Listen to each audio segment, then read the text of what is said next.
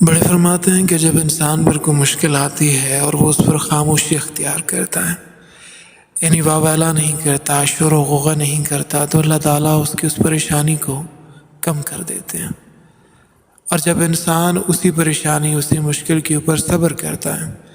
یعنی وقتی طور پر بھی کسی قسم کا کوئی شکوہ شکایت نہیں کرتا، اور جب وہ مصیبت ٹل جاتی ہے اس کے بعد بھی کوئی شکوہ شکایت نہیں کرتا، شور ہنگامہ نہیں کرتا، تو اللہ رب العالمین اس مشکل کو ختم کر دیتے ہیں۔ اور بڑے یہ بھی فرماتے ہیں کہ جو اس مشکل وقت میں اللہ رب العالمین کا شکر ادا کرتا ہے کہ پروردگار تیرا شکر ہے تو نے چھوٹی مصیبت دے کر